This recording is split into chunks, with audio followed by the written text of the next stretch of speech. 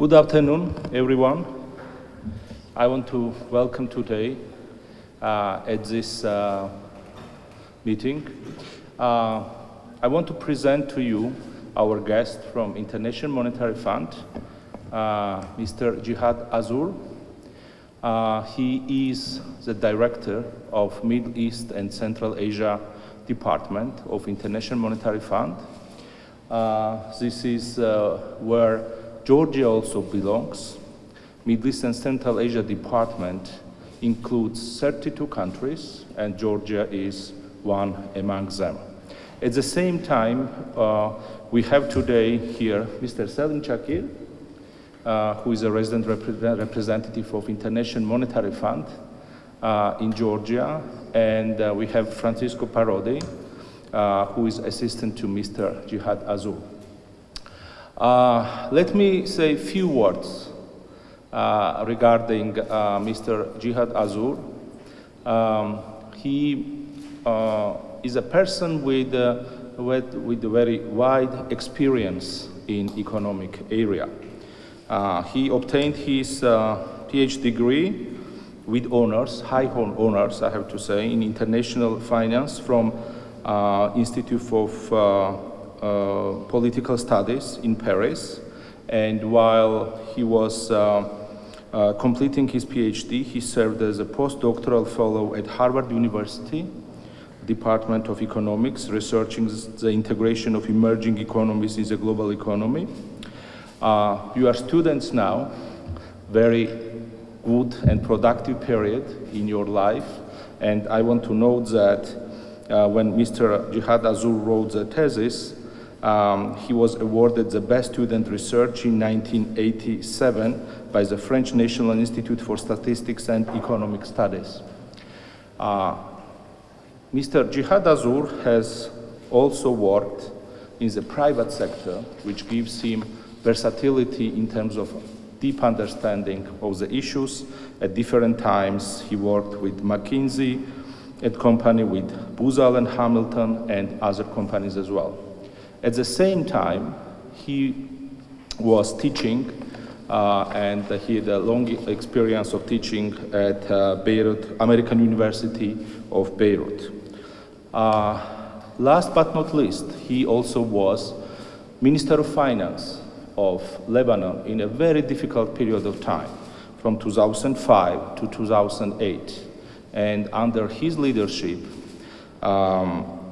he led the preparation and implementation of Paris Third International Conference for Lebanon, which gathered 45 participants, countries and international financial institutions, which gathered about 8 billion of support to Lebanon, which was extremely important for the country.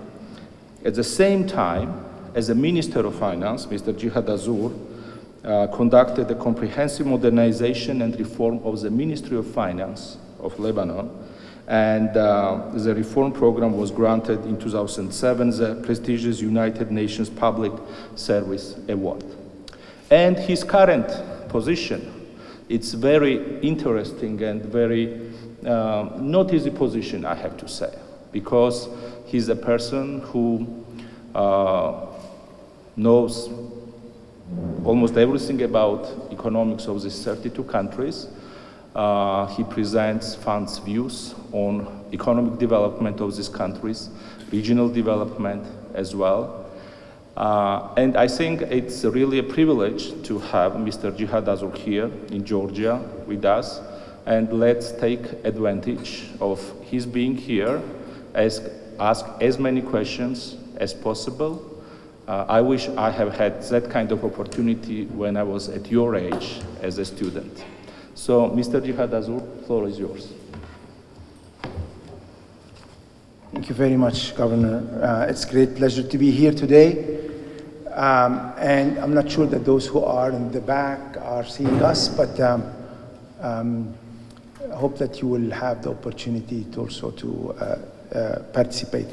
It's a great pleasure for me to be with you today. It's my third visit to Georgia. My first one was in 2017, and the second one was a few months before COVID, and this is my third visit. I wanted to come to Georgia as one of my first visits to the region in order to see how economies of the region are withstanding the various shocks that we are all dealing with currently. And it's a great opportunity not only to meet Koba, a very good friend, but also the Prime Minister, the various ministers, as well as also the private sector.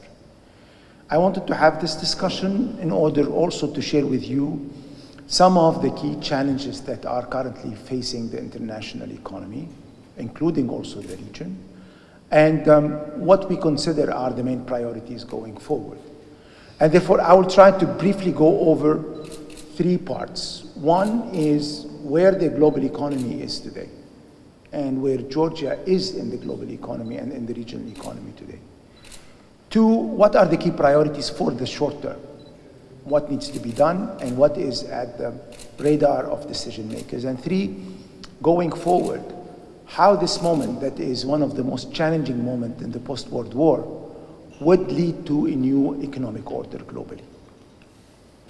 I would very much like to have also your views and answer your questions. And please feel free to ask whatever question you want or provide your views and your comments. Very rapidly, in the beginning of the year, we thought that 2022 is going to be a year where the recovery that we start seeing in 2021 will accelerate. After a year and a half of massive support to the economy because of COVID crisis, we were seeing signs of recovery. Economy starting to improve, especially that certain number of activities that were repressed because of COVID, service activities, have started to regain momentum again. Of course, the vaccine helped accelerate this recovery as well as also the policies that were implemented. And the second half of 2021, almost everywhere in the world, was showing that the economy is improving and regaining the momentum that had before 2020. And then suddenly, the war in Ukraine occurred and has, I would say, created a big shock to the system.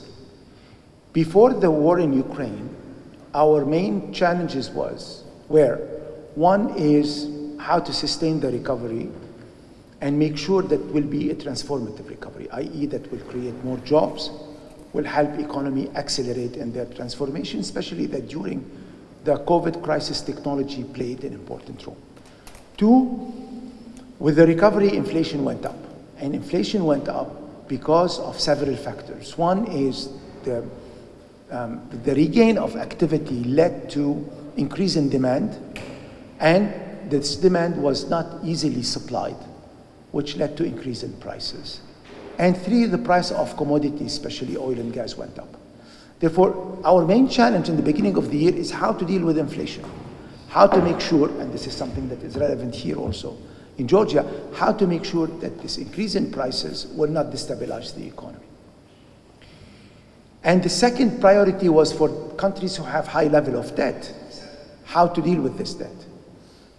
And the third is for advanced economies who have supplied their system with a massive support, massive stimulus package, how to gradually unwind that. And then the crisis that came with the war in Ukraine and the sanctions imposed on Russia changed completely the landscape, whereby today we are definitely in a situation where inflation is becoming a real issue for the first time since the mid-70s.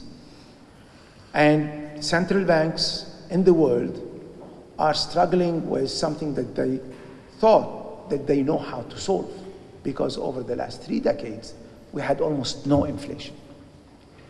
The second thing is the high level of uncertainties. We don't know how this new geopolitical development will end. Is it going to be contained and remain a regional geopolitical event? Is it going to expand? What form of expansion is going to take shape?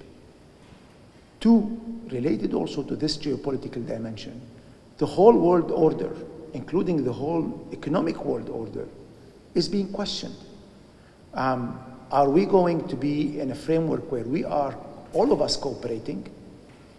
In an institution like the fund regroups 190 countries, where you have all kinds of countries from the US, China, to the small islands of the world. But is it going to remain a place where everybody will convene? All what we have developed as ways to accelerate trade in goods and services, exchange of information of people, is it going to stop? Is it going to remain the same or to change? Those actually are real questions that we are all struggling with.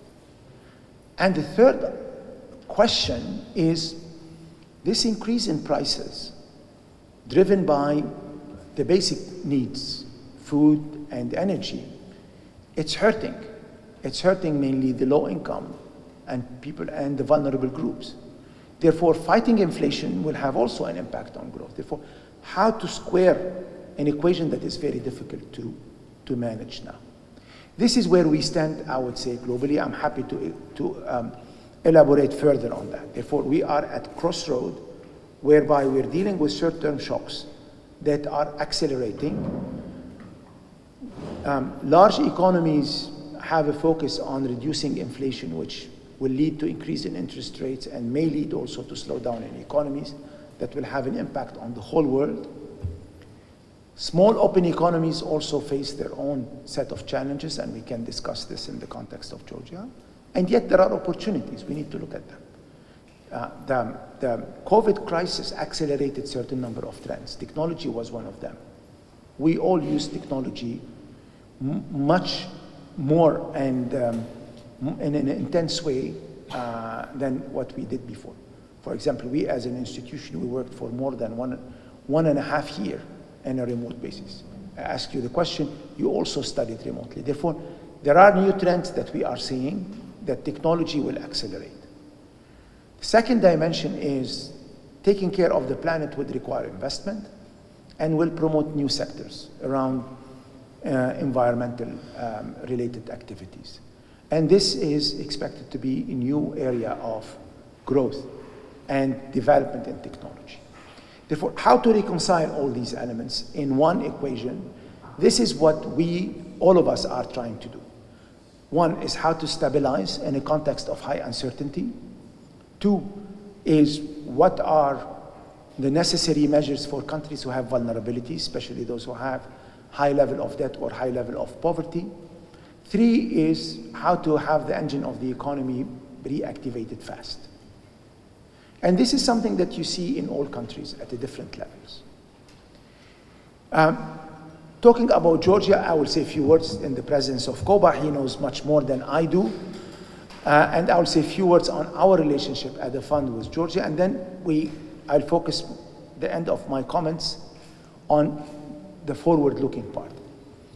Georgia, of course, had managed relatively well, and I would say pretty well, the shock of COVID. Immediately has introduced certain number of measures, of course, to protect lives and reduce the spreading of the virus, which has led to slowdown in the economy, but also a certain number of fiscal and financial measures to provide stability to the economy at large. Gradually, the economy started to recover after 2020 that witnessed a contraction in the economy. 2021 was the year of several signs of recoveries that have materialized in 2022. Of course, being a neighboring country to two countries that were in conflict, when the crisis started, the first question is how an economy that has strong economic ties with Russia and also with Ukraine will be impacted. And therefore, immediately you look at the channels of impact. And there are two sets of challenge. The direct challenge, channels, remittances, for example, trade, financial linkages, and also what comes globally, because this is a global crisis. How this is going to affect the oil and gas prices, the impact on interest rates. All these factors come in and affect the economy itself. And therefore, we were worried And in the department that I work in, because we serve all the Caucasus and Central Asian countries, we were really worried about the impact of the war and the sanctions on the economies of the region. We're still early to have a full assessment of the situation, but I think one could fairly say that the first wave of the shock was managed and had a benign impact so far. Impact both in terms of growth or inflation or on the financial sector stability. All of those risks are currently under control. And gradually, after revising down our projections for this year, we are revising them up. And there are several signs that show that the economy will have a healthy level of growth this year. Of course, inflation, like everywhere, is an issue that needs to be tackled, because tackling inflation is making sure that expectations are well anchored. Make sure that the livelihood of people will be minimally affected, because inflation is the worst type of taxation because it's very regressive. Therefore, addressing inflation is still a priority, but the other indicators are performing well. When it comes to the relationship between the fund and Georgia, we have renewed our partnership through a new program. The program is a set of policies that is supported by the fund in form of financial support that usually is over a certain number of years and help the country accelerate the transformation and also preserve the stability. And this also opens the door for other institutions to come, like the World Bank, EBRD, and others, and give a strong signal to the private sector. We have agreed on a program that is precautionary, i.e. Georgia doesn't need money today, but needs to have like an insurance to accompany the reform agenda that Georgia has. Koba will tell you a bit more about that, but there are three main priorities. One is to preserve stability, which is the first step to prosperity.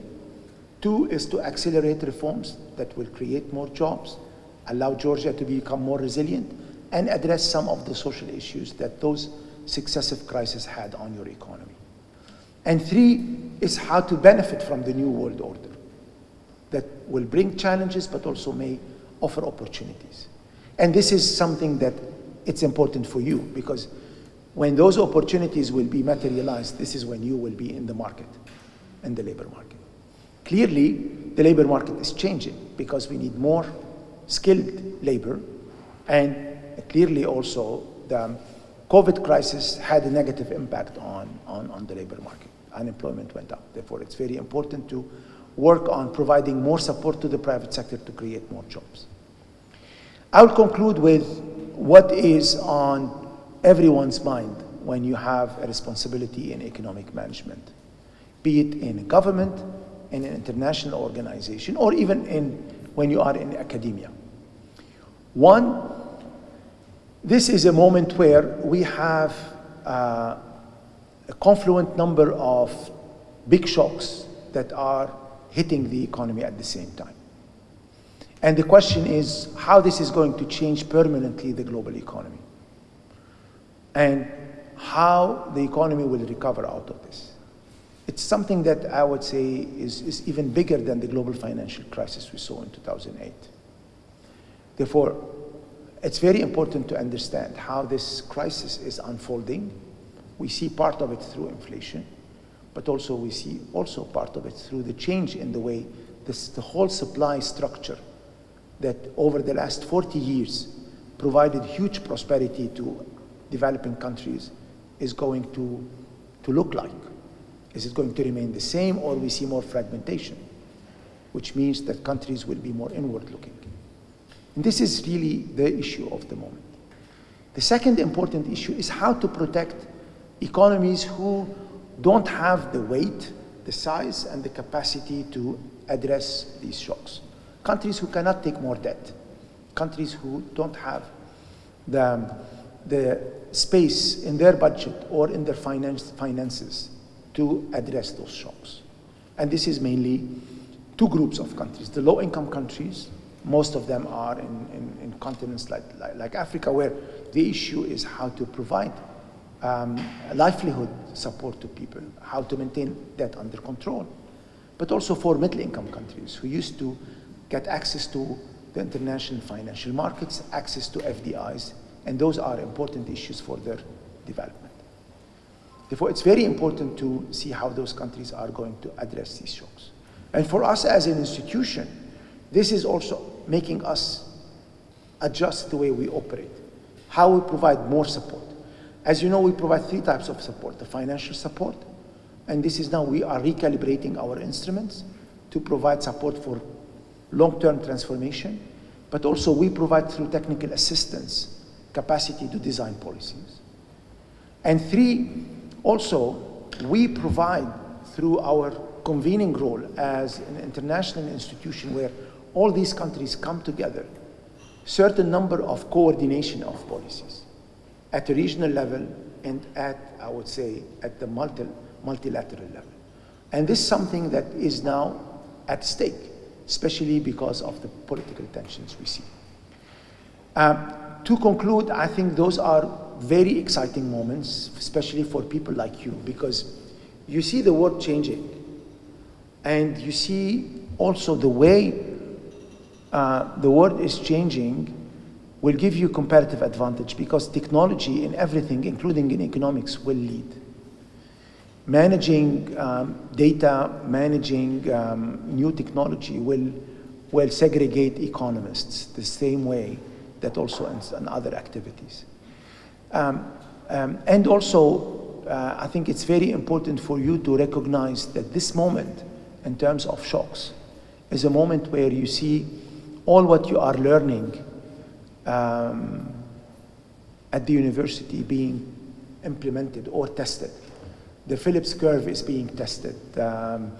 All what we have learned around comparative advantages, the just-in-time, the way we manage resources, the valuation of resources, all these questions that we study in our textbooks are currently at a moment where we are seeing them, in fact, tested in reality. This is, in a short, how we are currently seeing the situation globally and in the region. I would very much appreciate your views on these issues. What are the priorities or the issues that matter for you? And if you have specific questions, I will be happy to address them. And I'm sure that if those questions are on Georgia, I will be also asking Koba to chip in, because he knows much more than any of us the situation here. Thank you very much for listening. Thank you.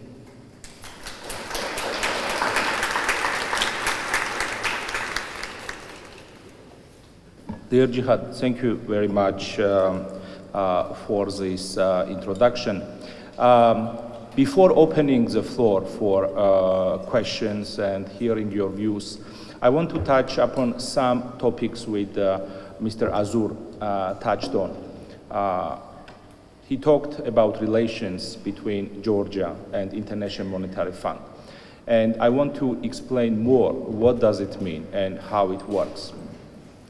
In the environment when vulnerabilities are almost everywhere for small open economies like Georgia, it's important to have an advisor, to have a reliable partner on which we will depend during problematic and crisis times. Nobody wants to have a crisis, but at the same time, you are economists and you know that crises come from time to time. But crises at the same time bring opportunities. They teach us a lot of things. Let's remember, for example, Asian crisis of 97-98, which showed the world vulnerabilities related to foreign exchange exposures. And the world taught the lesson, and this lesson was taken into account. It was incorporated in practices of central banks, of commercial banks, of the governments, and the new chapter appeared in manuals on macroeconomics. 2008 global financial crisis, it also showed us how vulnerable commercial banks can be in the situation when lending maybe is too high, or maybe it's not founded on right fundamentals. Again, new chapter appeared, and Basel III, which sets the standards for commercial banks, was rewritten, and new indicators appeared, and the whole world incorporated this. And then came 2020 with unfortunate COVID crisis. Again, from the new corner, with new features which we could not have foreseen before. And then it also gives us a lesson what needs to be done in this kind of situation. Of course, it created a lot of uncertainties. And let's not forget that pandemic is not over yet. It is still with us. WHO has not announced, and looks like for some period of time won't announce COVID crisis as finished. And then crisis over crisis, as managing director of the International Monetary Fund recently described the current situation, which is invasion of Russia to Ukraine. So what to do in these kind of situations? When in Georgia, when we faced this difficult situation, of course, Mr. Jihad Azur said that, in the fund, there were worries how it will unfold and what will be the impact on the economies. And of course, we had the same concerns. But what helped us in the situation a lot is that we were covered under the program of International Monetary Fund. The program of International Monetary Fund, it's a set of conditionalities which spell out direction of reforms in the economy, but at the same time, some quantitative benchmarks which need to be fulfilled and which is reviewed in every 6 months. So in other words, the IMF staff checks how the economy functions, whether these performance criteria, whether these reforms have been implemented, and gives its assessment. And this can be followed by borrowing from the fund, or if the borrowing is not necessary, just to have a view of the fund. And it's a very important signal to investors, to people who want to invest in Georgia. Not only foreign investors, but domestic investors as well. Serious investors, first of all, look at the IMF report for the country to see what is the situation, because these are the reports with the highest quality level explain and describe the situation in the country. And when the COVID started, we were in the last year of implementation of our extended fund facility program. And when we saw the gap, when we saw what was necessary to receive as a financial assistance, because economy stopped, tax revenues went down, mobility stopped, tourists were not able to come to Georgia, source of important foreign exchange inflows also stopped, and then together with the fund staff, we calculated what was this gap. And very quickly, because we have had a quality proof of International Monetary Fund, we were able to attract about $1.7 billion. So this is a benefit which we had. So this is particular example, but let's not forget that implementation of right macro policies is always very, very important thing to do. We have to make sure that in good times we implement reforms, because results of these reforms will definitely be useful when crisis hits the economy. Mr. Azur also mentioned that we recently, on June 15, started a new program with the IMF, which has its set of direction of reforms of criteria. As of now, we don't need money, we won't be borrowing, we don't intend to borrow money, but should there be a need, we will be covered under umbrella of the IMF program and we will be able to receive resources. It will be definitely interesting to see in 3 years how this program will perform, and I myself, of course, will be one who will be looking at how this program develops. And what is the main lesson for me, for example, as a policymaker in monetary and financial direction of Georgia? I think main lesson for me is that we have to fix the roof while sun is still shining. I think that's the most important thing to do, because when rain starts, it will be very, very difficult thing to do. We have been doing this, and it definitely came as a help in this difficult situation, and we have to continue that way. So with these additional remarks, I want to open the floor to your questions, to your views. Mr. Azur, we have representatives of 5 universities in Georgia. When we have been discussing with Mr. Chakir the composition, we wanted to have a diverse set of universities. And it will be really interesting to hear your views. And Mr. Azur and myself also, we are here to respond to your questions. Thank you.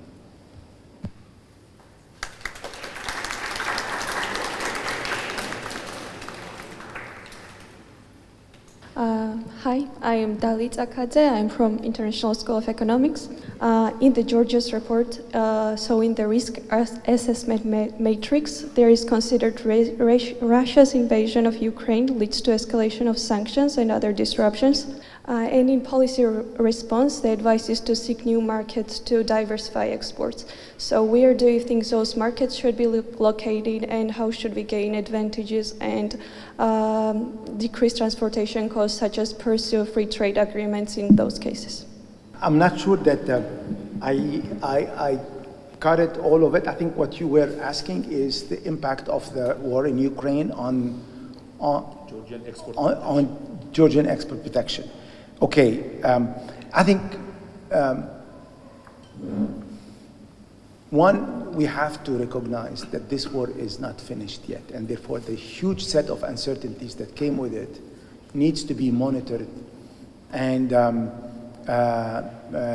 mitigated. Clearly,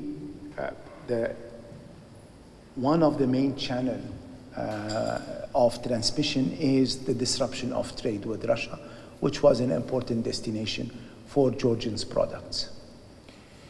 And clearly also, finding other markets is not something that one could develop over time, overnight, and requires some time. The first indication that I got from the discussions we had with the private sector, and I'm sure the governor will provide more because he's at the pulse of the economy, that despite those challenges, private sector has been very quick in adjusting and finding new markets. Therefore, the issue of the short term is to preserve access to market, I think, is there. The challenge that would become an opportunity is how to use this shock in order to increase in or penetrate new markets where providing high value add, going up in quality will allow you to be more resistant to price shocks or to competitive shocks. And this is something that one of the lessons of this crisis, it's an opportunity to try to look at, again, some of the components of your supply structure in order to see how can one make them more resilient to shocks, because you will have price shocks in addition to accessibility. And also you have the competition of entering markets that are maybe more sophisticated, though more rewarding, but they have higher level of regulations, and where you could create more value.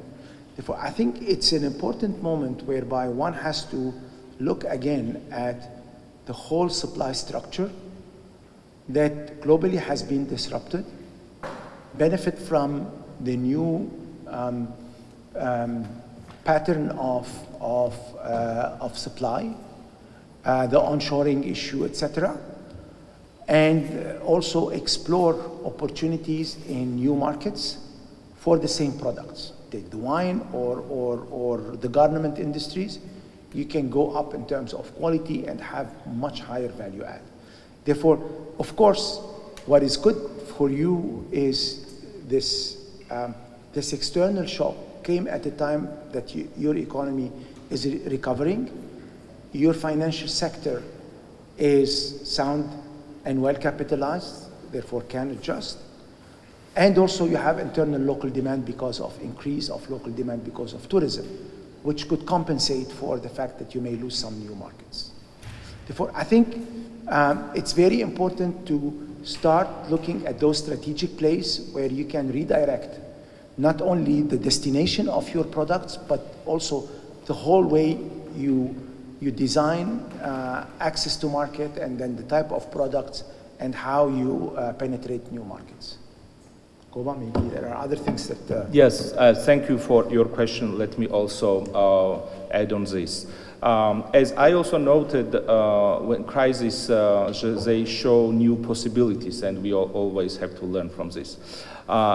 The quotation which you gave to us, it also says that we have agreements, and important agreements, trade agreements with some areas and countries as well, which will help in the situation.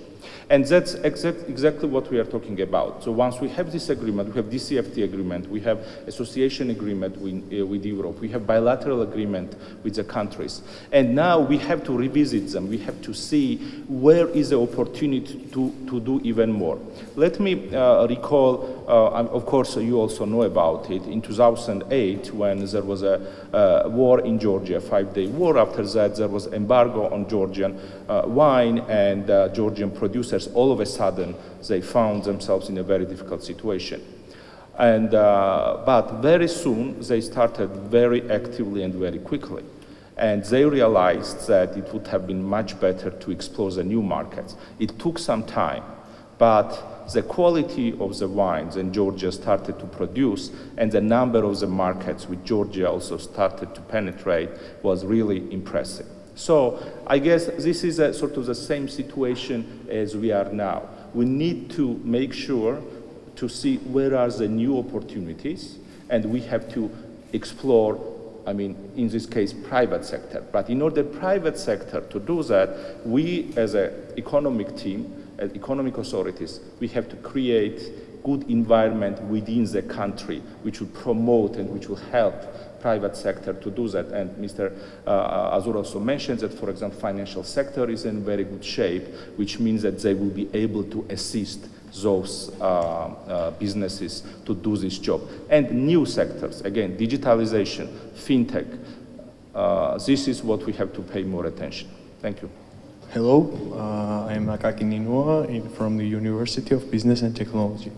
I have one question about, we are talking about the question of my colleague. There are some opportunities which is always caused by some damages. For example, when we are talking about the pandemic, this pandemic created a new sectors of the economy. It's developed e-commerce or other stuffs. When we are talking about the crisis caused by the Ukraine and Russian war, what opportunities is on this moment shown that could help us to the whole world to not cause more problems in economics? And is there anything specific that is taken from this moment that we are talking about the Russia, one of the greatest country with the resources, I want to say, and it's providing the whole Europe almost, and how these new markets you also mentioned can fully replace the current Russia what did before, and how long is some forecast that this crisis can last, and how in short term can be found these opportunities to replace all this stuff? Okay, yeah, thank you for your question. You mentioned in your question that the war is not over yet. So we are still under the situation of uncertainty, and let's not forget that there are sanctions as well. So what we have seen, for example, at this moment is that while in the beginning there was a quite big shock coming from the war, which is in the region, and we lowered expectation, our projection for economic growth, okay? In the pre-war, if we had about 5% growth projections, then we lowered it to about 3%. But then we saw that economy's reaction was, and the treatment of the situation was quite quick and quite good, in a way that it very quickly adjusted to the current situation. For example, there are some new shipments and the routes which are going through the territory of Georgia, because the routes which have been used before cannot be used anymore. So it makes it natural that these routes for shipments through the territory of Georgia or through the ports of Georgia are taking place. The same is with railroad. Right? So railroad is also showing much better results now. But it also goes deeper to the companies and to small and medium enterprises as well, who are reaching the new market and who are reaching the new opportunities. And visa-free regime with Europe, for example, on DCFTA agreement, this is something which is helping us to do that. But what will be in the future? I mean, what will be the specific sectors? I mean, we cannot talk much about it, but we don't know. But again, once the economy is flexible, once the macro foundations and macro fundamentals of the economy are right, then private sector, which is a driver of the economy, okay? I think we all agree that that's the case. While during pandemic, actually, in all the world, state played a very important role to support economic growth. Now we are exiting this situation. Now we are back again where private sector needs to drive. They will be able to find new directions. They will be able to find and follow up on new sectors which we have mentioned. Hello, I'm George Magoradze from GPAM. My question was, alongside with COVID-19 and spillover from ongoing war between Ukraine and Russia, Georgia had to face as a hindrance, like failed to implement two major scale projects. First, Anaklia Port, and secondly, Namaquani Hydro Plant Cascade Project, which in fact had huge negative impact on our economy. I would like to hear from you how possible and reasonable it is to resume those two currently halted projects. Ultimately, how beneficial would it be not only for Georgia, but for its adjacent and CCA countries? Yeah, let me set specific question. Okay, well, I mean, when we are talking about implementation of the projects, of course, implementation of large projects is important for Georgia. They bring FDI, they contribute to the infrastructure development of Georgia. You mentioned, for example, Namaquani project, which will definitely would add Georgia's capacity to produce electricity, in good times to export electricity. I cannot give you specific comments on this, how Namaquani project or Anaklia project will develop, but again, this is what we have been also talking about. Implementation of infrastructure project is very much in the framework of helping economy to increase its capacity to deal with the shocks. I think that the whole economic team should be aiming to implement as much feasible and good projects for Georgian economy. Let me add more general comments on that.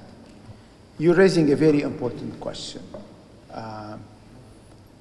Over the last 2-3 decades, since the end of the Soviet Union, many countries in the region structured their development model toward becoming, I would say, part of a corridor from China, where the big part of the global production was, to the West, and neglected the intra-regional market among CCA, among Caucasus and Central Asia countries. What this crisis is showing us, that there are a certain number of important changes or opportunities that we need to look at. One of them is how to move from being a corridor to become a platform, i.e., how instead of developing highways where you see trucks going, is how part of the value of this merchandise that is coming from east going to west will find its way in Georgia and to create more value add. We all know that in the industry of trade, electronic trade, e-commerce is now growing much faster than the traditional trade that requires logistics. Therefore, it's very important to start thinking differently, whereby you develop certain number of services that will allow Georgia to create more value add out of, this geographical position. Two is to look at the region as a market and not the region as a competitors. And therefore, I think it's very important because you're raising some of the infrastructure that would not only serve Georgia, but serve other countries. And therefore, I think it's very important, especially after the shock we saw, the two shocks, the disruption in supply that led globally decision makers to move from just in time to just in case and make sure that you are protecting your access to resources even in time of shocks. And the war in Ukraine has exaggerated that. And some of the issues related to supply of energy goes also in this direction. Therefore, I think it's very important to try to see how this whole concept of reshoring, whereby, redesigning the production to reduce the cycle and to have production near home, to how to build a strategic positioning that will serve your different type of markets, irrelevant if they are close or far, and what type of skills you need. Financial skills is very important because you need to have access to finance. The knowledge, I think it's going to be the big differentiator for an open economy, service-oriented, with high quality of education like Georgia, is how to benefit from that and how to create,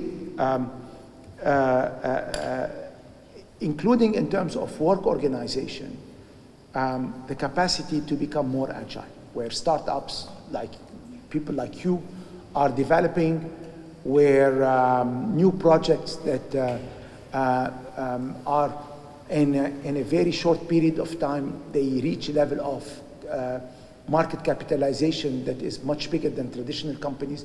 Therefore, I think this is the moment to rethink the whole model of production, of supply and demand, and also to look at the market regionally and also broad in a different way.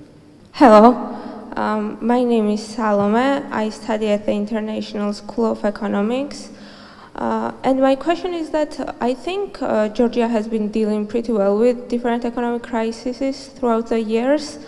And tourism revenue has been increasing, FDI has been increasing, so it would be fair to say that we have been doing pretty well lately. And what do you think is the main factor that's stopping us from joining advanced economies?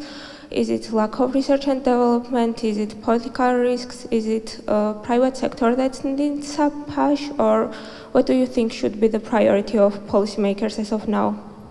Thank you for your question. So I still missed some of them, but please, if I miss something, then follow me with it, okay? So I think your main question was, what should be the priority for the Georgian policymakers?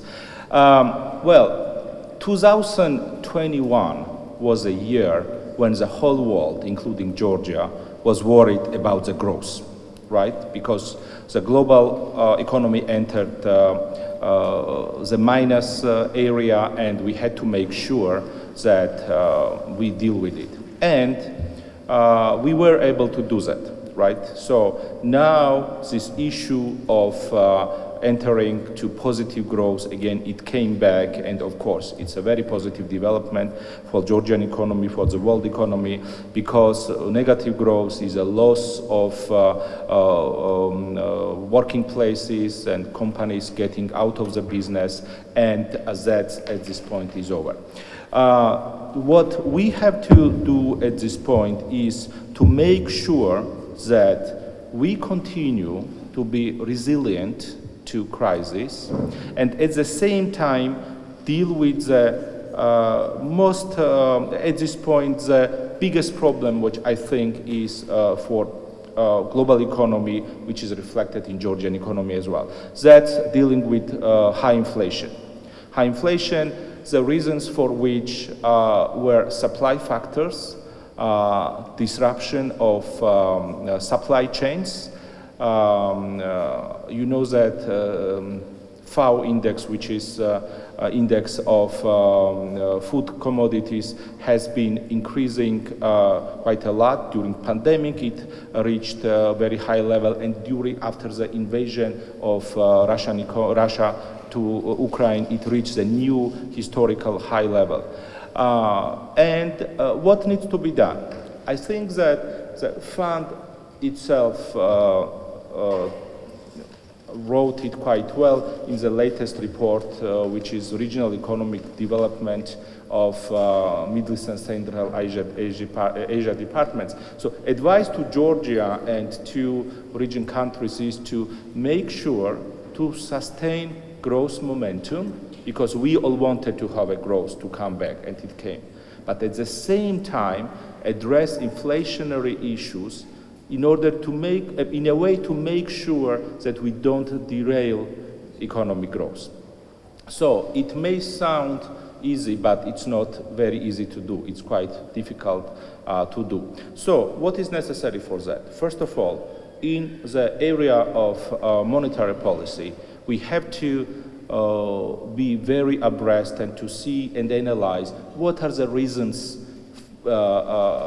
behind increasing inflation. We have to make sure that we understand the structure very well. Is it still supply factors?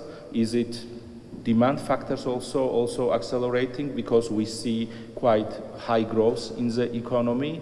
And then we also have to realize that monetary policy usually is a tool which we are using for demand factors and not supply factors. But when inflation remains at a higher than target level for some period of time, then we have to take actions. And we have been taking actions.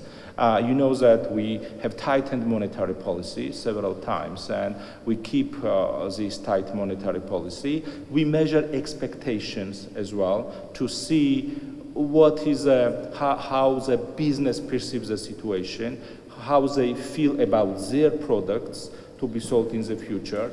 And we are also looking at imported inflation, which good news is that it is starting to come down.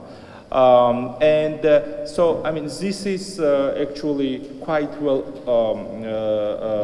summarized in the program which we started with International Monetary Fund, because the main direction there is to sustain the growth, to address our inflation, reform state-owned enterprises, which very much will also address the question of finding the new market and entering the new areas, and at the same time make sure that if there is a social need in the country, because you know that in these situations most vulnerable are those people who are below the poverty threshold. So we have to make sure that these people's needs are met and make sure that they have enough health support, they have support they have an assistant to support their families, but this assistance should be very targeted, because unless the support is targeted, then it's general. I mean, many other participants of the market economy, I mean, including physical persons, can benefit from this, and it won't be very efficient. So pretty much, again, going to where maintaining sound macro policies and implement these macro policies, but again, making sure that in this difficult situation, we don't enter the era of stagflation, which actually is a global problem now, and again, continuation of our reforms. Hello, my name is Mariam Kurtauli. I study at ISETS. And my question is about the crisis is an opportunity for some countries and it's disaster for others, right? So I'm interested in which cases it is disaster and it's opportunity for our country. For example, for China, it is obviously opportunity. And I'm interested in the main things, in which cases it is tragedy and opportunity for Georgia. Thank you. There is no one simple answer. I think the first way to look at the answer is to look at the structure of your economy. A large economy like China is an economy that has a deep local market, as well as also the capacity to export. And therefore, what is important for China is access to cheap resources, especially on the energy side, have access to the international markets to be able to export, and the growth and purchasing power of the local population in order to increase the demand internally. The opposite, a small open economy like Georgia, that is usually affected by the global market much more than a large economy.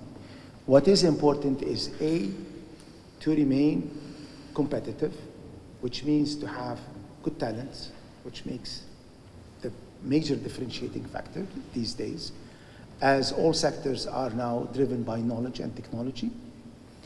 Two is to have the right fundamentals economically, because stability is the best way to promote prosperity. Three is to understand, especially at a moment like this, where you are at a moment of transformation, okay? You're not in a linear evolution in the global economy. Understand how the new shape of the regional and global economy will look like. Of course, it means that for that, the fundamentals are improving the quality of research and education, improve the quality of infrastructure, especially the technology infrastructure, the quality of financial infrastructure. Those are your enablers. You need to have a private sector that is dynamic in order to use those enablers and create opportunities. And this is where it is important to have a private sector that is vibrant, and the state as a support. And three, you need to understand that currently, even the way we produce has changed. Therefore, we need to be mindful that with the increase of price of energy, all energy-intensive activities would require some adjustment. Otherwise, you will be in sectors that will not grow fast. And also how your competition in the region is shaping up. I give you a small example. There are currently a huge, massive outflow of talented IT technicians leaving Russia and leaving Ukraine. Several countries in the region are trying to attract them. To attract those and to make them stay, you need to have an ecosystem that works well. Therefore, I think it's very important to understand the nature of your economy and how your economy should benefit from those large transformations. And here, it's clearly there are certain opportunities that Georgia can mobilize.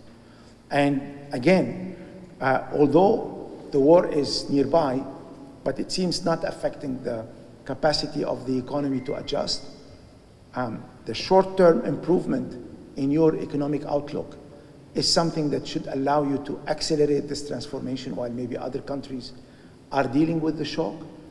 And preserving the stability is also very important. And this is why when the governor was talking about the need to keep inflation under control, is if you let inflation get out of control, it will derail the whole economy, because you will have a quick adjustment in salaries, your cost of production will become very expensive, and therefore you lose competitiveness. Therefore, it's very important to also link some of the policies that will allow the stability to be anchored with the way to increase your capacity to reach out in terms of exporting goods and services. Hello, I'm Nino Makhradze from the International School of Economics.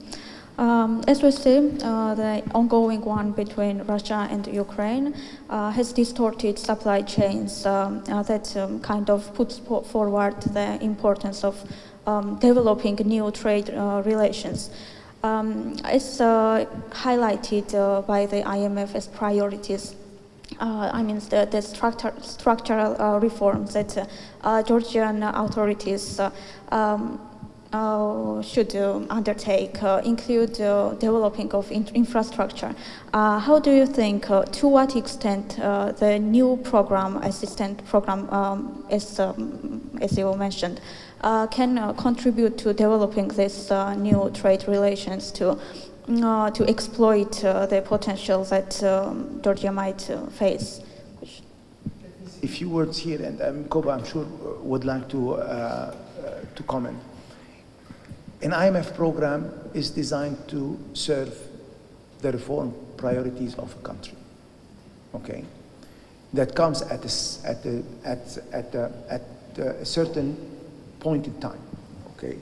The priorities for Georgia is to accelerate growth. This is why we have a component that deals with structural issues. And reforming the state-owned enterprises is a way to allow the private sector to increase the capacity to create new jobs. The COVID crisis has led to an increase in unemployment, especially at the youth level, and this needs to be addressed. The second dimension that is very important is to maintain the pace of transformation of the financial sector, developing capital markets, deepening the role of finance as provider of capital, not only through lending but also through equity investment, in order to allow companies to grow. Therefore, the pieces that we have in the program serve this objective. The second pillar is, in a world where we have high level of uncertainties and we need to deal with shocks, we need to maintain stability. And the stability is anchored around a certain number of important dimensions.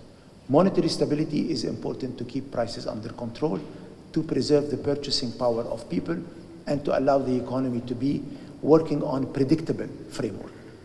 Fiscal policy is very important to reduce the level of deficit, but also have the right structure of revenues that is neutral economically, i.e. does not favor one sector, and also equitable.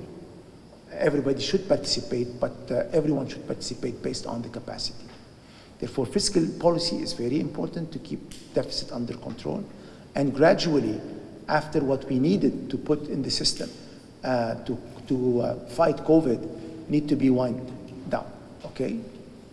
Three, also, we need to provide both to you, to investors, local and foreign investors, predictability over the medium term, and allow other institutions who usually provide support to Georgia, like the World Bank, EBRD, and others, to have a framework within which they can operate. But again, those are priorities that the Georgian government has, and we are supporting. Answer to your question. I think this program is exactly what is needed to make sure that investment in infrastructure in Georgia continues, then addressing and contributing to sustainability to the growth of Georgian economy. And why? I also mentioned, and Mr. Azur also emphasized, that IMF program and support from the IMF is an important signal to those investors who want to work in Georgia, in terms of giving predictability, in terms of giving assurances that policies in these countries will be right. And if you look at the target and aims of the program. This is fiscal consolidation, which is necessary because during pandemic, fiscal deficit increased to 9.3% of GDP in 2020, and of course it had to come down and to become sustainable. We talked about inflation, so I'm not going to go further to talk much about it. Strengthening financial sector, we have implemented reforms. For example, one of the reforms we implemented is resolution framework for financial sector, and we have to also approve the bylaws to make sure that we have a solid ground in financial sector if there are any vulnerabilities, and state-owned enterprises, which is another opportunity which we have to explore. Reserve coverage, it's very important. I mean, I don't know, I know that you have looked through and you have read the report, but a level of international reserves for Georgia, it's very important because we have a floating exchange rate in Georgia, which is absolutely necessary to absorb the shock of the economy, and I'm sure you have paid attention. The fund assessment is that a floating exchange rate served Georgian economy well, and we have to continue that way because that's the only way to be on the safe side in case of shocks. I mean, positive shocks or negative shocks as well. One more thing which also comes to my mind. I'm sure you're familiar with write-ups and assessment of international rating agencies, right? Moody's, S&P, and Fitch. They also look at the situation very carefully and very cautiously. And Georgia has progressed quite a lot in terms of improving its sovereign rating. Starting from 2017, rating has been increased by all these three rating agencies, and we are only 2 notches away from investment level. I mean, lowest investment level, but still investment level. And I'm pretty sure that if not COVID, then we would have been like, if not there already, maybe just a notch lower, okay? So they also say that fundamentals of Georgian economy, that management of the crisis was done rightly.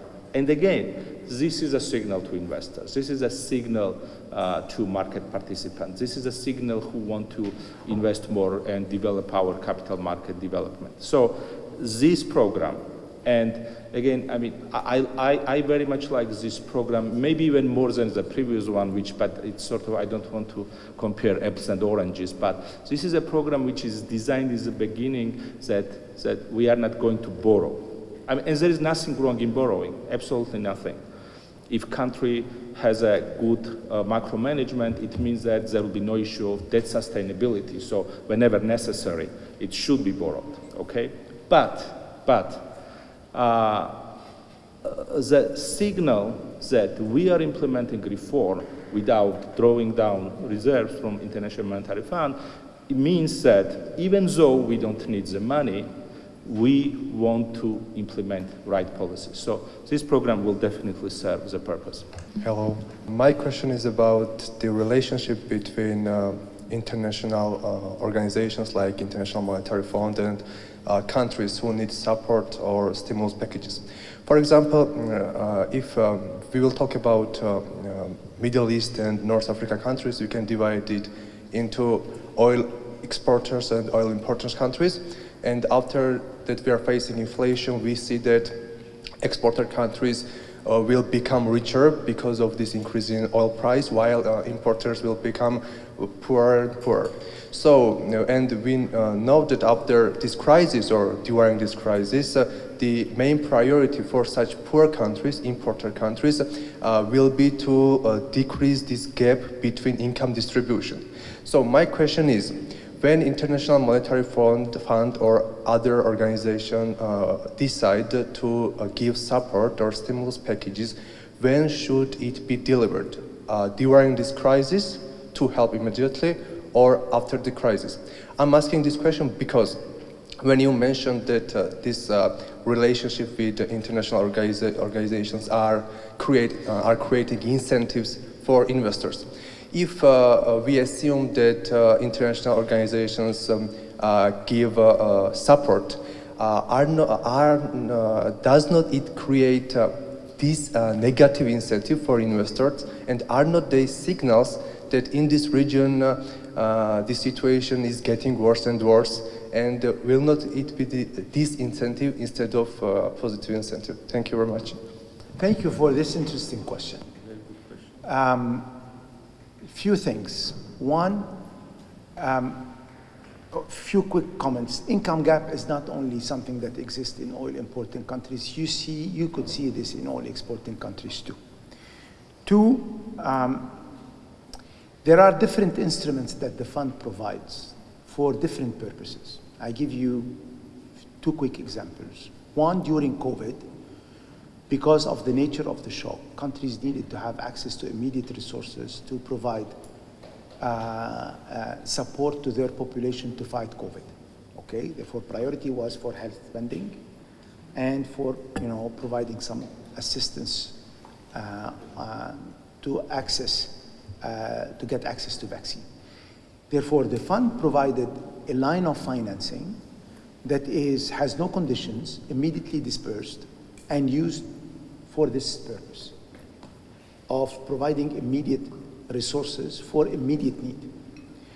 At the opposite, in order to help countries in the long transformation toward green economy, the fund has developed recently a new trust called the Resilience and Sustainability Trust that finances investment over a very long period with extremely low interest rate. Therefore, the fund products as support are of different nature. Okay, some of them are in terms of medium-term natures to help reforms being implemented, and this is where you need to have conditions to make sure that you are giving the right incentives, the right milestones for economic transformation. And sometimes when you have a crisis, you need to act immediately. Therefore, there is a diversity of type of financing for different type of needs. But also, I think it's very important here to mention that the fund helps countries deal with those issues, not only from a financial support perspective. It helps countries through technical reform or reform support through technical assistance. The example of moving from fixed to a flexible exchange rate in order to protect the economy from external shocks. The reform of taxes. All those are important pieces of reforms that the fund provides technical assistance for them to that. Three, what the fund provides is a kind of a seal of approval that the policies that the country is implementing are the right ones, which allow the country to get access to additional resources, which in most of the cases are a multiple of what the fund provides. I give you the example. We gave Egypt back in 2016 around $10 billion. Egypt, based on that, got $26 billion additional support over and above what we provided, which is $36 billion. Of course, and I will conclude with that, which is also an issue that you have raised, there is a stigma in certain countries. And this came from some of the experiences of the past, especially after the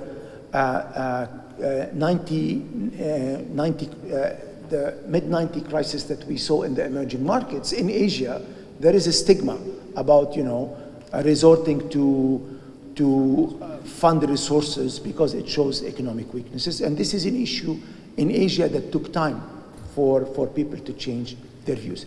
And this is something that we are trying, both in terms of our communication and in terms of the way we also contribute to the global discussion on those issues, to try gradually to change. Our new managing director says this is not your grandpa or grandma IMF, in a sense that, for example, now we embed in our programs certain safeguards for social spending. We put certain floors whereby you cannot cut on social spending. We also put certain number of reforms that are beyond only macro-financial stability, like governance reform. Now we are going to assess climate strategies. All these elements, we consider them are important from a macro management perspective, and this is where the fund tries to help countries address those issues.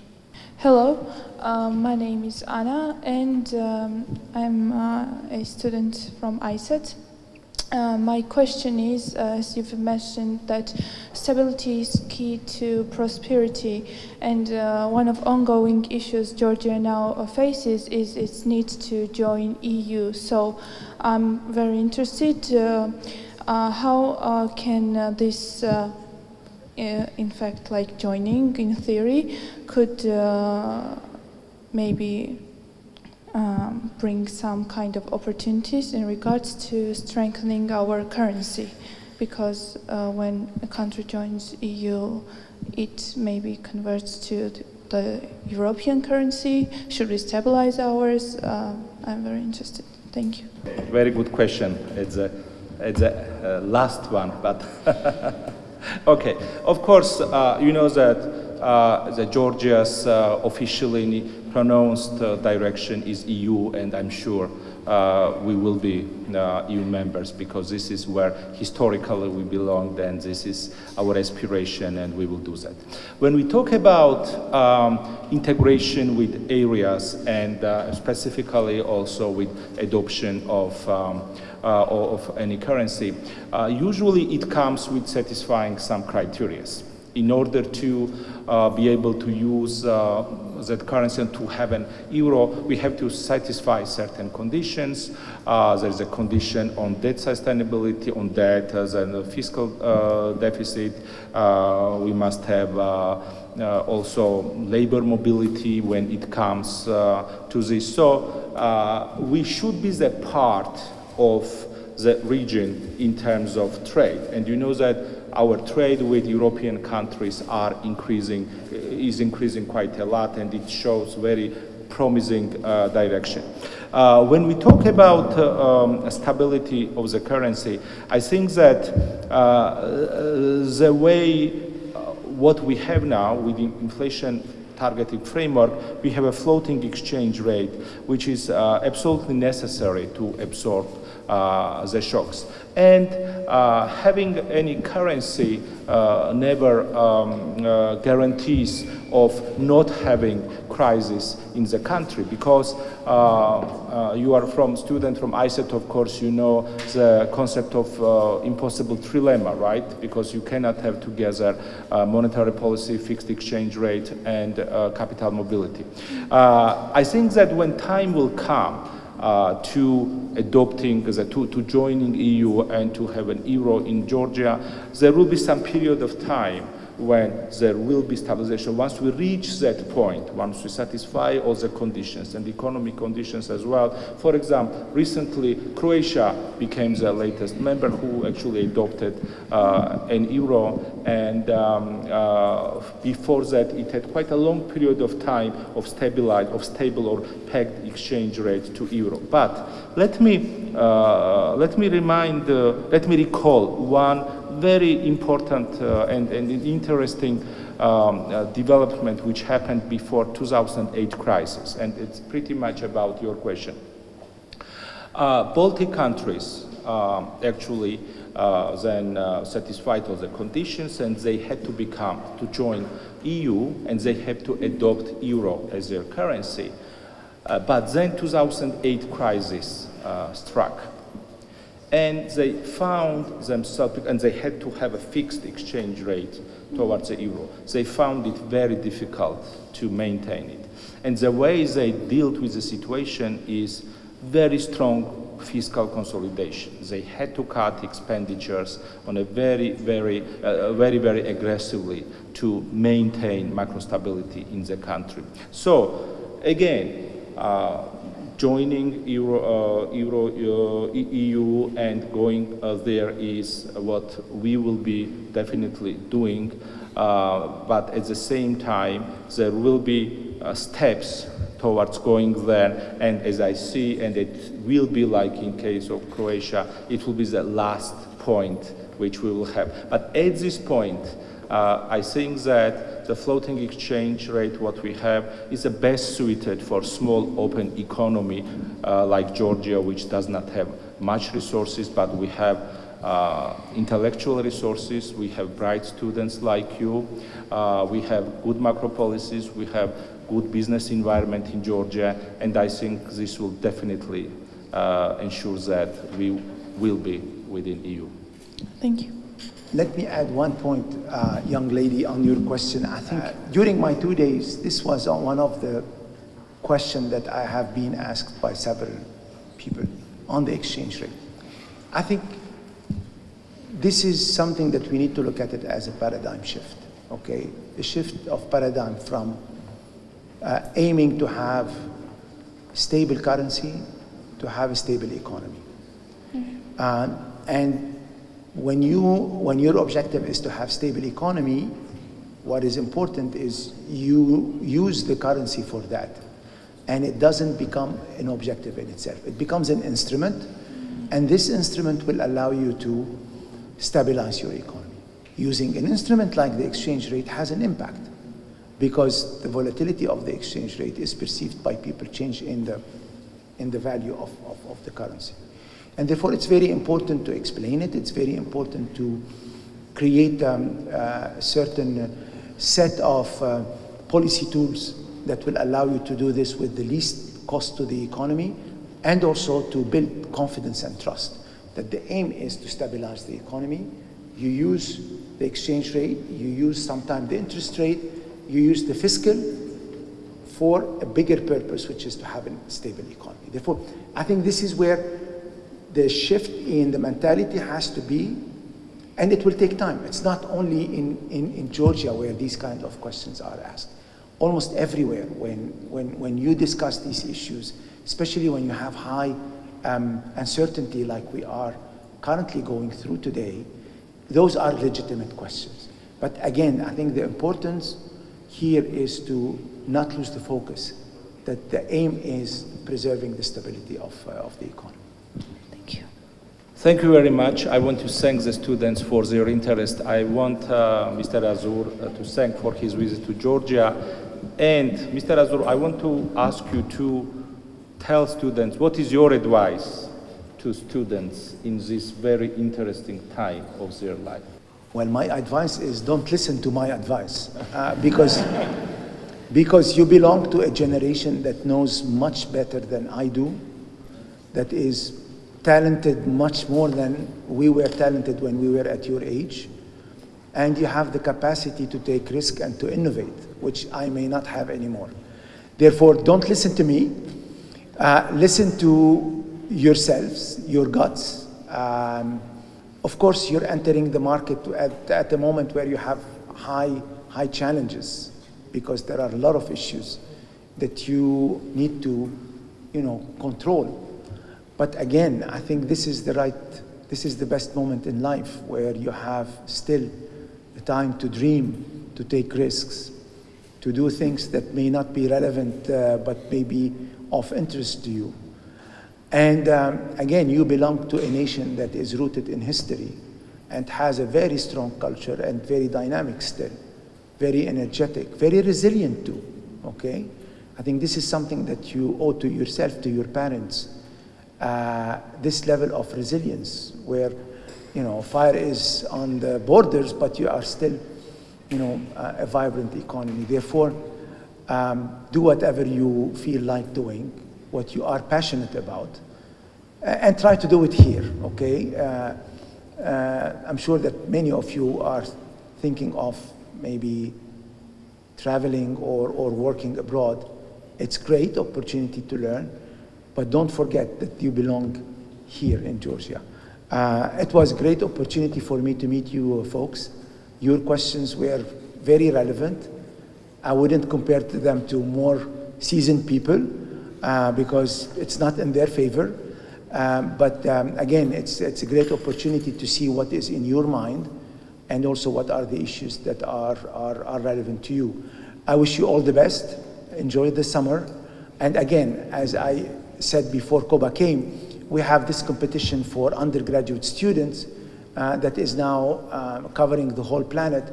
Please, I'm sure that Salim and the team here can provide you with more information. Look at it. It's an opportunity. The first round of winners, one of them one of the team was Georgia. Therefore, you need to repeat. And with that, I would very much thank you. Thank you, Koba, for giving me this opportunity. And I wish you all the best. Thank you very much.